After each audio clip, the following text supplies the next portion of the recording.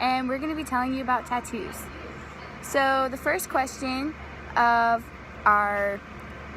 is the process of tattooing. Yes. So here it goes. The process of tattooing is the insertion... Dang it! Insertion. The process of tattooing is the insertion of pigment into the skin's dermis. The tattoo machinery punctures the skin 50 to 3,000 times, which is kind of crazy if you think about it, with a little tiny needle every minute. So while you're getting a tattoo, every single minute you're getting punctured 3,000 times. So the needle pierces through the epidermis into the dermis, and the ink is dropped into the skin. So when you're looking at a tattoo, you're looking at it through the dermis, because you don't really be like, oh, that's in the dermis. It's all the way deep down in there in the dermis, but you see it in the epidermis, and that's why it stays so long. It's because it's so deep in your skin. Since the dermis is made of dense, irregular tissue, it's more stable than the loose connective tissue of the epidermis, because the loose skin on the epidermis goes through a process called keratinization, which is where the skin dies and flakes off. So if you got your tattoo in your epidermis, then it would be gone within a few days because your skin would just fall off because you lose so much skin throughout the day. So that is the process of tattooing. Juliana, take it away.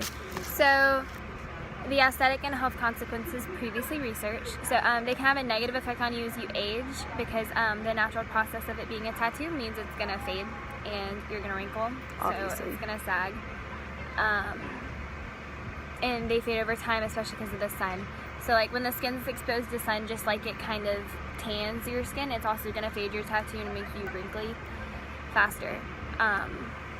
This is because of the process the releasing of melanocytes, which is the cells that release a yellowish brown pigment to protect you from the sun.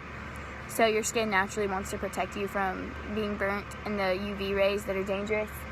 So when it produces this, the color of the pigment, the color of the melanin that affects the pigment of your skin is going to affect the color of your tattoo as well.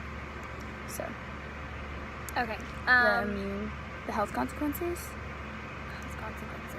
So an effect, so this can really hit your immune system big time, and the spleen's kind of the focus of the immune system, and if you have, because a lot of people don't have a spleen, and it's suggested that if you don't have a spleen that you really don't need to get a tattoo, because putting that kind of ink and the metals into your body can give you infections that you won't be able to fight off if you don't have a spleen. So the ink can migrate into the lymph nodes as the body ages, and those are also crucial hubs for the immune system, because when you get sick, your lymph nodes right here get really swollen, and that's just your body's way of telling you that you're fighting off infection. So this also can come into play when you're talking about the locations and size of tattoos, because if your location is near an important lymph node, I don't know, if you have a tattoo on your neck, or where are some other lymph nodes? I don't know. I guess something in your chest right there.